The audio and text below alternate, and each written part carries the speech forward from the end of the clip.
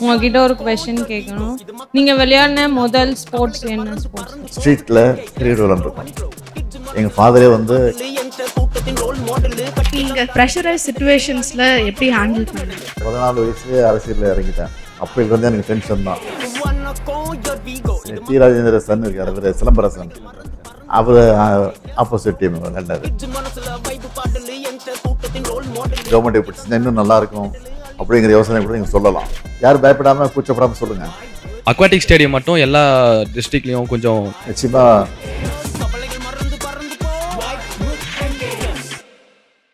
வணக்கம் ஐயா. இன்னைக்கு நம்மளோட தமிழ்நாடுவோட எல்லா யங் டேலண்ட்ஸ் எல்லாம் இங்கே வந்திருக்கோம். ஆரம்பிக்கிறது முன்னாடி என்னோட ஃபஸ்ட்டு இன்ஸ்டன்ஸ் நான் உங்களை பார்த்தது வந்து 2007 நான் காமன்வெல்த் கேம்ஸ் வின் பண்ணிட்டு வந்திருந்தேன். கலைஞர் ஐயா கிட்ட ஹை கேஷ் இன்சென்டிவ் முதல் முறையாக வாங்கும்போது நீங்களும் இருந்தீங்க.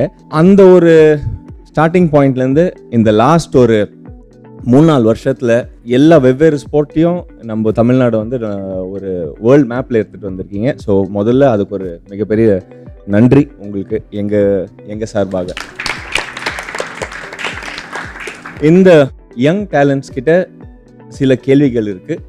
ஸோ அவங்க உங்களை கேட்க போகிறாங்க சில கேள்விங்க. உங்களையெல்லாம் சந்திக்கிற நான் முயற்சி எடுக்கிறேன். ஏதோ நீங்கள் வந்து சில கேள்விகளை என்னிடத்துல கேட்க போகிறீங்கன்னு சொன்னார். கேள்விகளை கேளுங்க, முடிவு வரைக்கும் நான் பதில் சொல்கிறேன், கேட்கலாம். உங்கள் சின்ன வயசில் உங்களுக்கு ரொம்ப பிடிச்ச ஸ்போர்ட்ஸ் பிளேயர் யார் சார்? பார்த்து மோட்டிவேட் ஆன ஸ்போர்ட்ஸ் பிளேயர் சின்ன வயசுலையா? ஆமாம் சார். கிரிக்கெட்டை பொறுத்த வரைக்கும் கபில் தேவ் எனக்கு ரொம்ப பிடிக்கும். ஏன்னா அவர் சாதாரண குடும்பத்தில் பிறந்து படிப்படியாக வளர்ந்து முன்னுக்கு வந்தவர். அவர் அது மட்டும் இல்லாமல் இந்தியாவுக்கே வேர்ல்டு கப்பை வாங்கி கொடுத்த முதல் ஒரு கேப்டனாக இருந்தவர் கபில் தேவ். அதனால் ரொம்ப பிடிக்கும் எனக்கு. அதுக்கப்புறம் கவாஸ்கர், அது தொடர்ந்து டெண்டுல்கர், தோனி. இப்போ இருக்கிற இளைஞர்கள் தமிழ்நாட்டை பொறுத்த வரைக்கும் நிறைய இளைஞர்கள் வந்து கிரிக்கெட்ல வந்துட்டு இருக்கிறாங்க, மற்றதுலேயே வந்துட்டு இருக்கிறாங்க, நீங்களும் வந்துட்டு இருக்கிறீங்க. அதனால எல்லாரையும் பிடிக்கும் எனக்கு. சார், உங்களை பார்த்ததுல எனக்கு ரொம்ப சந்தோஷம். தமிழ்நாடு விளையாட்டு வீரர்கள்ல யாருடைய விளையாட்டு கேட்குறீங்க? நீங்களாம் தமிழ்நாட்டு வீரர்கள் தான். இல்லை குறிப்பிட்டு நான் சொன்னால் மற்றவங்களுக்கு கோபம் வந்துடும், மனசை கஷ்டமாகலாம். இருந்தாலும் நான் சொல்ல முடியாது. எல்லாருடைய விளையாட்டும் பிடிக்கும். தமிழ்நாட்டை சார்ந்த அத்தனை பேரும் சிறப்பு விளையாடி இந்த நாட்டுக்கு, குறிப்பாக தமிழ்நாட்டுக்கு, இந்தியாவுக்கு பெருமை தேடி தர வேண்டும் என்பது தான் என்னுடைய வேண்டுகோள், என்னுடைய ஆசையும் தான். நீங்கள் விளையாடின முதல் ஸ்போர்ட்ஸ் என்ன ஸ்போர்ட்ஸ்? ஹாக்கி ஸ்கூலில் படிக்கும்போது ஹாக்கியில் ஒரு டீமில் இருந்தேன் நான். எம்சிசி ஸ்கூலில், மெட்ராஸ் கிருஷ்ண கலை ஸ்கூலில், சென்ட் பீச் ஸ்கூலோட மேட்ச் நடக்கும்போது அதில் விளையாண்டுருக்கேன். அதனால் ஹாக்கியும் பிடிக்கும், கிரிக்கெட்டும் பிடிக்கும். அதுதான் விரும்பி விளையாடுறது உண்டு. வணக்கம் ஐயா, என் பேர் காசிமா. நான் சென்னையில் second year justice Basheer Syed Ahmed காலேஜில் படித்தேன். திருவற்றியூர். நான் வந்து 2024 6th வேர்ல்ட் கப் கேரம் டோர்னமெண்ட்டில் 3 கோல்டு மெடல் வின் பண்ணியிருக்கேன். இந்தியாவுக்கும் தமிழ்நாட்டுக்கும் சென்னைக்கும் பெருமை சேர்த்து கொடுத்தது ரொம்ப ஹாப்பியாக இருக்குது. எனக்கு 2 நாள் தான் இருந்தது போகிறதுக்காக. எங்கள் அப்பா ஒரு ஆட்டோ டிரைவர். அந்த நேரத்தில் எனக்கு கட்ட முடியல. அந்த நேரத்தில் சாம்பியன் ஃபவுண்ட் SDITயில் அப்ளை பண்ணி 1 டே கூட ஆகலை. எனக்கு 1.5 லட்ச ரூபா கொடுத்து அமெரிக்காவுக்கு போக வச்சுருந்தீங்க. போயிட்டு வந்ததுக்கு அப்புறமாவும் எனக்கு ஊக்கத்தொகையாக 1 கோடி ரூபா கொடுத்துருக்கீங்க. நீங்கள் வாழ்த்தலைன்னா நான் எங்கள் அப்பா இன்னைக்கு வரைக்கும் ஒரு ஆட்டோ டிரைவராக தான் இருந்திருப்பார். நாங்களும் வெளி உலகத்துக்கு தெரிய வந்திருக்க மாட்டோம் சார். ஒரு சட்டை சபையில் வந்து நீங்கள் சொல்லியிருந்தீங்க சார், ஒரு காசிமா இல்லை 100 காசிமா உருவாகணும்ன்ட்டு. இந்த வருஷம் கீர்த்தனா வந்து எங்கள் கிளப்பில் 13 வருஷமாக ப்ராக்டிஸ் பண்ணி 3 கோல்டு மெடல் வின் பண்ணியிருக்காங்க. இந்த மாதிரி நாங்கள் வின் பண்ணிட்டு வந்ததுக்கு காரணம் நீங்கள் தான். நீங்கள் வந்து என்னை வெளி உலகம் தெரிஞ்சதுனால இன்னைக்கு என்னுடைய ஸ்டோரி வந்து ஒரு மூவியாக வந்து ரிலீஸ் ஆக போகுது சார். இந்த கேரம் குயின் சொல்லிட்டு என்னுடைய மூவி வந்து இப்போது போயிட்டுருக்கு. இது வந்து ரொம்ப ஹாப்பியாக இருக்குது சார். கண்ணகி நகரில் கார்த்திகா வந்து சொல்லியிருந்தாங்க, அந்த ஏரியானா என்னன்ட்டே தெரியாது. இன்னைக்கு வந்து கண்ணகி நகர்னாலே கார்த்திகான்னு சொல்லிட்டு தெரிய வச்சிருக்கீங்க. இது யாருமே இல்லை அப்படின்ட்டு இருந்த நேரத்தில் இப்போ வந்து நீங்கள் இருக்கீங்க, நாங்கள் வின் பண்ணுவோம்னு சொல்லிட்டு எல்லாருமே போயிட்டு இருக்காங்க. கண்டிப்பாக நாங்களும் வந்து அடுத்த வர வேர்ல்ட் கப்லேயும் வந்து கண்டிப்பாக தமிழ்நாட்டு சார்பாகவும் சென்னை சார்பாகவும் நாங்கள் கண்டிப்பாக வின் பண்ணிட்டு வருவோம் சார். ரொம்ப நன்றி சொல்லிக்கிறேன். நீங்கள் ஃபன்னாக ஜாலியாக ஃபன் கேம்ஸ் இல்லை ஏதோ ஒன்று ஜாலியாக ஹாபி மாதிரி விளையாடுறது யார் கூட சார் விளையாடுவீங்க? நான் இப்போ விளையாடுறதுக்கு வாய்ப்பு இல்லை, ஆனால் வாய்ப்பு கிடைச்சா விளையாடுவேன். அதில் சந்தேகம் கிடையாது. அது ரொம்ப ஆசை எனக்கு. எங்கேயாவது ரோட்டில் கிரிக்கெட் விளையாட பார்த்தா நானே போய் பேட்டை பிடிச்சி அவங்கள விளையாண்டுட்டு வந்திருக்கிறேன். நான் சின்ன பிள்ளையா ஸ்கூலில் படிச்சுட்டு இருக்கும்போது ஸ்ட்ரீட்டில் கிரிக்கெட் விளையாண்டுருக்கோம். எங்கள் ஃபாதரே வந்து கிரிக்கெட் விளையாண்டுருக்காரு, தலைவரே. அவருக்கு நம்ம போலிங்லாம் போட்டிருக்கேன். நான் வந்து போலர், எனக்கு அதில் ஆஃப் ஸ்பின் தான் நல்லா போடுவேன் நான். அது மட்டும் இல்லாமல் ஸ்கூலில் படிக்கும்போது பார்த்தீங்கன்னா புக் கிரிக்கெட் விளையாடுவோம். நீங்கள் பார்த்துருப்பீங்க, அந்த புக்கு பேஜ் திருப்பும் போது 6 வந்தால் 6 சிக்ஸரு 4 ஒரு 0 வந்து அவுட்டு. உங்களுக்கு தெரியும், எனக்கு பல பேர் தெரிஞ்சிருக்கும். அந்த மாதிரி விளையாண்டுருக்கோம். கிளாஸ் நடந்துகிட்டு இருக்கோம், நான் பாட்டு பசங்க விளையாண்டுட்டு போதேன். அதெல்லாம் ஞாபகம் வரும் எனக்கு. கிரிக்கெட் அந்த அளவுக்கு பைத்தியமாக இருந்தவன் நான் கிரிக்கெட்டில். Actors, cinema actors cricket match போட்டு சேப்பாக்கில் அதுக்கு நடந்த மேட்ச்சில் நான் கலந்துக்கிட்டப்போ நான் என்னோடய டீமில் எங்கள் சினிமா நடிகர் டீமில் வந்து நான் வந்து போலராக எனக்கு செலக்ட் பண்ணியிருந்தாங்க. 3 விக்கெட் எடுத்தப்போ. அப்படியா சார்? ஆமாம். அதை பற்றி கொஞ்சம் ஏதாவது சொல்லுங்கள் சார். டி ராஜேந்திர சன் இருக்கார், அவர் சிலம்பரசன். அவர் ஆப்போசிட் டீம் விளையாண்டாரு. நடிகர் நெப்போலியன் விக்கெட்டு, இன்னொருத்தர் சரியாக போல 3 விக்கெட் எடுத்தாங்க. எல்லாம் ஆஃப் பிரேக் போட்டு தான் எடுத்தேன். ரொம்ப நல்லா சார். அடுத்த 10 ஆண்டு காலத்தில் தமிழ்நாடு விளையாட்டுத்துறை எந்த நிலையில் இருக்கும்னு நினைக்கிறீங்க?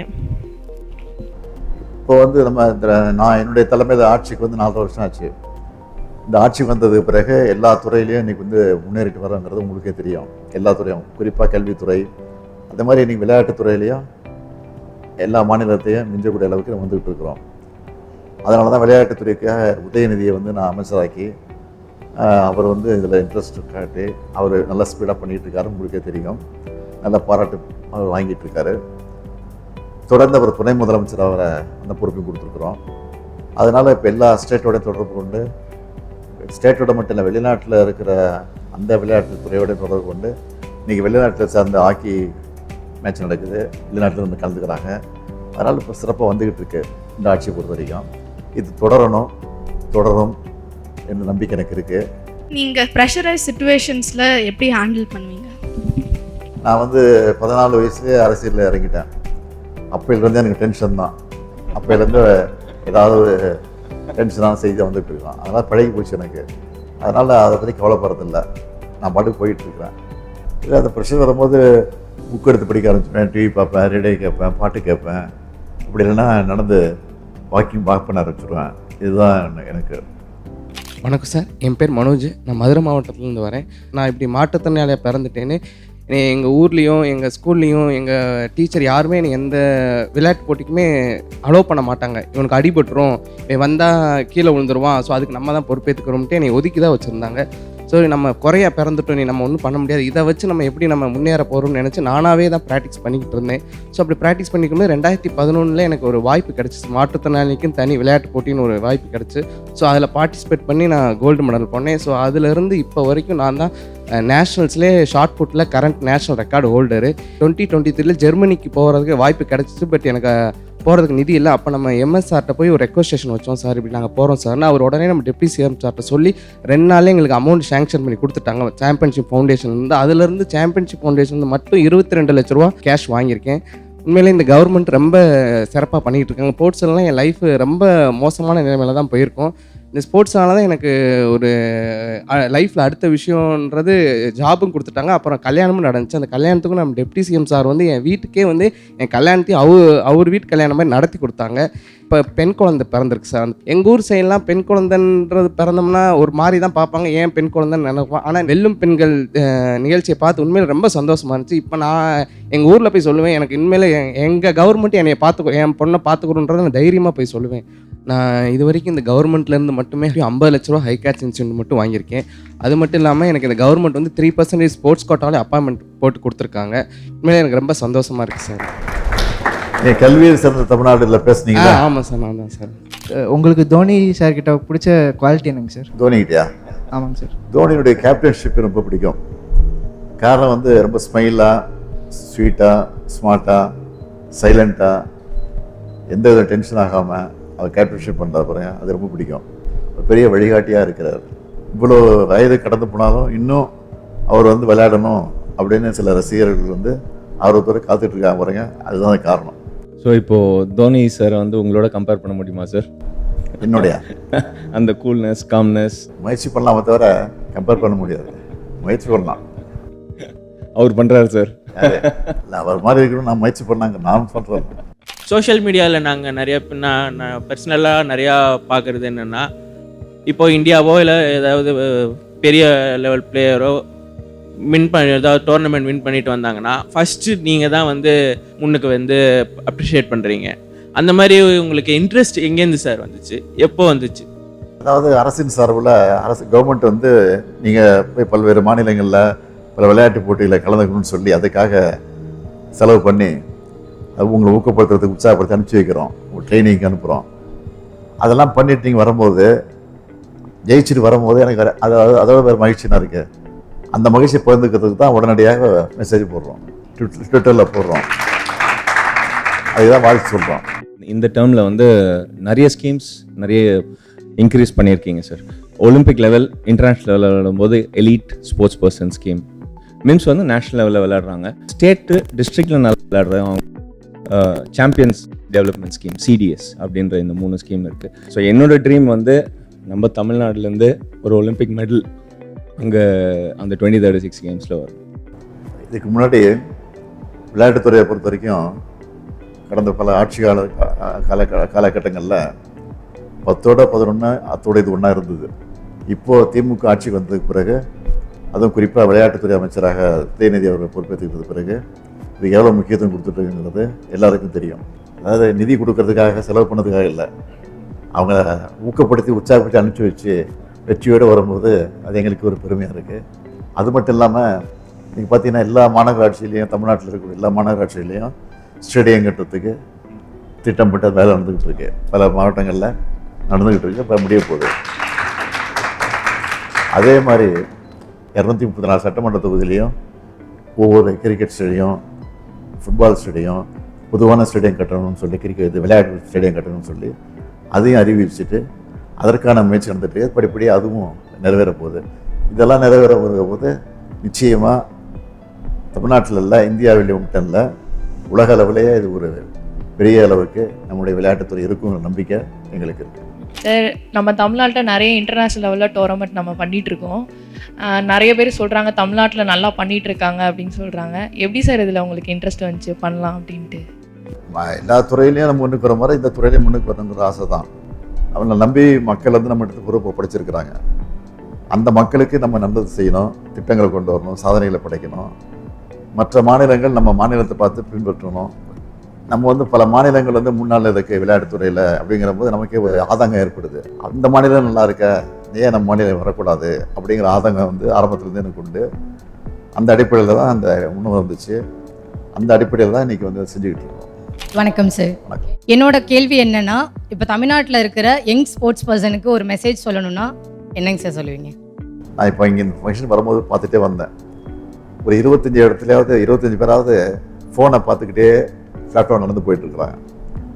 அப்படிப்பட்ட இளைஞர்கள் வந்து அதில் அதிகம் கவனம் செலுத்துறதை விட ஓய்வு கிடைக்கிற போது, வாய்ப்பு கிடைக்கிற போது விளையாட்டுத்துறையிலையும் அதிக கவனம் செலுத்தணும் அப்படிங்கிறது ஆசை எனக்கு. நாங்கள் முழு அரசியல்வாதியாக நான் இருக்கிறேன், உங்களுக்கு தெரியும். அப்படிப்பட்ட அரசியல்வாதிகள் எத்தனையோ தோல்விகளை நாங்கள் சந்திச்சிருக்கிறோம். ஆக அந்த தோல்வியை கண்டு துவண்டக்கூடாது. அந்த தோல்வியை படிக்கட்டாக நினச்சிக்கிட்டு நம்ம அதில் ஏறி தான் போயிட்டுருக்கணும். அது மாதிரி தான் விளையாட்டு வீரர்களை பொறுத்த வரைக்கும் ஏதாவது வெற்றி பெற முடியலையே அப்படிங்கிற ஆதங்கம் வந்துடக்கூடாது, ஏக்கம் வந்துடக்கூடாது. அதை விடாமுயற்சியாக நீங்கள் பண்ணி இந்த அளவுக்கு வெற்றி வந்திருக்கிறீங்க. அதே போல் மற்ற வீரர்களும், வரக்கூடிய விளையாட்டு வீரர்களும் அதையே பின்பற்ற வேண்டும் என்பதுதான் என்னுடைய ஆசை. நீங்கள் இவ்வளோ கேள்வி கேட்டீங்க, நான் உங்கள்கிட்ட 2-3 கேள்வி கேட்குறேன். ஒன்றும் பெரிய கேள்வி இல்லை. விளையாட்டு வீரர்லாம் வரணுங்கிறதுக்கு என்ன அட்வைஸ் கொடுக்குறீங்க அந்த விளையாட்டு வீரர்களுக்கு? இந்த இடத்துக்கு நீங்கள் எப்படி வந்திருக்கிறீங்க, இதை வந்து நீ எப்படி மற்றவங்களை சொல்கிறீங்க? நான் 22 வருஷமாக ஃபுட்பால் விளையாண்டுருக்கேன். எனக்கு 11 வயசில் நான் ஸ்டார்ட் பண்ணேன். ஸ்கூல் பிடி டீச்சர்ஸுங்க தான் எனக்கு சொல்லிக் கொடுத்தாங்க. என்னோட கோச் மிஸ்டர் எஸ் மாரியப்பன், அவங்க தான் எனக்கு கோச் பண்ணாங்க. ஸ்கூல் பிடி டீச்சராக இருந்து சொல்லிக் கொடுத்தாங்க. ஆனால் இப்போ இருக்கிறது பார்த்தோன்னா ஒரு டிஸ்ட்ரிக்ட்லேயுமே நல்ல ஸ்டேடியம்ஸ் இருக்குது, நிறைய எக்ஸ்பீரியன்ஸ்டு கோச்சஸ் இருக்காங்க. அந்த மாதிரி இருக்கும்போது இந்த காலத்து பிள்ளைங்க ரெகுலர் ப்ராக்டிஸ் பண்ணுறது, டிசிப்ளினாக இருந்தால் ஒலிம்பிக்ஸில் வந்து நிறைய மெடல்ஸ் அடிக்கிறதுக்கான நிறைய வாய்ப்புகள் இருக்குது. அதுக்காக தான் நாங்கள் எல்லாருமே ரொம்ப ஆசைப்படுறோம் சார். இந்த யங்ஸ்டர்ஸ் வந்து இந்த ஃபோனை பார்த்து அதிலே டைம் வேஸ்ட் பண்ணி போயிட்டு இருக்காங்க. அவங்களுக்கு என்ன அட்வைஸ் பண்ணுறீங்க? ஃபோன்லேருந்து நாங்கள் சின்ன வயசுலேருந்து என்னோட ரொட்டீன் எப்படி இருந்திருக்குன்னா, ஸ்கூலுக்கு போகணும், வந்துட்டு கிரவுண்டுக்கு போகணும், ப்ராக்டிஸ் முடிச்சுட்டு வரணும், அடுத்த நாள் ஹோம்ஒர்க் பண்ணுறது, திருப்பி காலைல எழுந்து ப்ராக்டிஸ் போகிறது, ஸ்கூலுக்கு போகிறது, இப்படி தான் என்னோடய ரொட்டீன் 13 வருஷமாகவே இருந்திருக்கு. ஸோ நம்ம ஒரு விஷயத்தை நினச்சி டெடிக்கேட்டடாக ஹார்ட் ஒர்க் பண்ணோன்னா கண்டிப்பாக அதை அச்சீவ் பண்ண முடியும். ஸோ நான் எல்லாருக்குமே அதான் சொல்ல விரும்புகிறேன். நீங்கள் எவ்வளோ ஸ்ட்ரகிள்ஸ் வந்தாலும் குவிட் பண்ணாமல் உங்கள் ட்ரீம்ஸை நோக்கி ஹார்ட் ஒர்க் பண்ணிகிட்டே இருங்க. கண்டிப்பாக ஒரு நாள் சக்ஸஸ் ரீச் பண்ணிடுவீங்க. இப்போ பண்ணியிருக்கிற அரசு கவர்மெண்ட் உங்களுக்கு இவ்வளோ சப்போர்ட்டாக இது பண்ணியிருக்கு. இதை விட நீங்கள் வேறு ஏதாவது அதிகமாக எதிர்பார்க்குறீங்களா? கவர்மெண்ட் இப்படி செஞ்சால் இன்னும் நல்லாயிருக்கும் அப்படிங்கிற யோசனை கூட நீங்கள் சொல்லலாம். யாரும் பயப்படாமல் கூச்சப்படாமல் சொல்லுங்கள். நீங்கள் பண்ணுற எல்லாமே உண்மையாகவே ரொம்ப நல்லா இருக்குங்க சார். எங்களுக்கு எல்லா ஸ்கீம்ஸுமே ரொம்ப அருமையாக பண்ணுறீங்க. இதுக்கு மேலே எதிர்பார்க்கறதுக்கு பண்ணிட்டு இருக்கிறத குறைகள் தான் சொல்லலாம். குறைகள்னு சொல்கிறதுக்கு எதுவும் இல்லைங்க சார். ஆக்சுவலாக அக்வாட்டிக் ஸ்டேடியம் மட்டும் எல்லா டிஸ்ட்ரிக்ட்லேயும் கட்டி நான் நிச்சயமாக சொல்கிறேன். அக்வாட்டிக்ஸ்லேயும் நல்ல ஒரு நம்ம அண்ணா சொன்ன மாதிரி நாங்கள் 36 ஒலிம்பிக்ஸில் நிச்சயமாக நாங்கள் மெடல் பண்ணுவோம் சார். நிச்சயமாக வரக்கூடிய காலகட்டத்தை பண்ணி கொடுப்போம், நம்பிக்கையோடு இருங்க. நோட் பண்ணி வச்சுங்க. Thank you sir. வணக்கம் சார், என் பேர் ஸ்ருதி, இன்டர்நேஷ்னல் பேஸ்கெட்பால் பிளேயர். என் சொந்த ஊர் மதுரை. எனக்கு அப்பா அம்மா இல்லை. அம்மா நான் 11th ஸ்டாண்டர்ட் படிக்கும் போது இறந்துட்டாங்க. அப்பா காலேஜ் ஃபஸ்ட் இயர் கோவிட் டைமில் இறந்துட்டாங்க. எனக்கு ஒரு செகண்ட் வேர்ல்டு அப்படியே நின்று ஃப்ரோஸ் ஆனால் எப்படி இருக்கும்? யாருமே இல்லை எனக்கு திரும்பி பார்க்க, ரிலேட்டிவ்ஸ்லேருந்து யாரும் இல்லை. ஹாஸ்பிட்டலில் நான் மட்டும் இருக்கேன். அம்மா செயின் அடகு வச்சு எல்லாமே கஷ்டப்பட்டு தான் நான் எங்கள் அப்பா இறுதி சடங்கு எல்லாமே முடித்தேன்.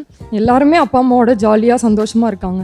ஆனால் எனக்கு மட்டும் ஏன் இந்த மாதிரி இருக்கணும், கஷ்டப்படுற மாதிரி இருக்கே அப்படின்னு ஒரு டைமும் ஃபீல் பண்ணுவேன். ஆனால் ஒன்று மட்டும் நான் விடலை, பாஸ்கெட்பால் மட்டும் நான் ஸ்டாப் பண்ணவே இல்லை எக்காரணத்துக்கு கொண்டும். எனக்குள்ளே அந்த வெறி, எங்கள் அப்பா ஒரு ஸ்போர்ட்ஸ் பர்சன், ஹாக்கி பிளேயர். அப்பாவுக்கு ரொம்ப ஆசை நான் தமிழ்நாடுக்காக ஆடணும். ஆப்வியஸாக தெரியும் மதுரையில் ரொம்ப லோ இதில் வர்றோம் நாங்கள், இதெல்லாம் எங்கே சாதிக்க போகுதுன்னு நிறையா பேர் என்னை பார்த்து பேசினாங்க. சென்னை வந்தேன். 8 hours ஒர்க் பண்ணுவேன் டெய்லியும். என் கூட பிறந்த தம்பி இருக்கான், அவனையும் நான் தான் பார்த்துக்கணும். SDT ஹாஸ்டலில் தான் படித்தான்.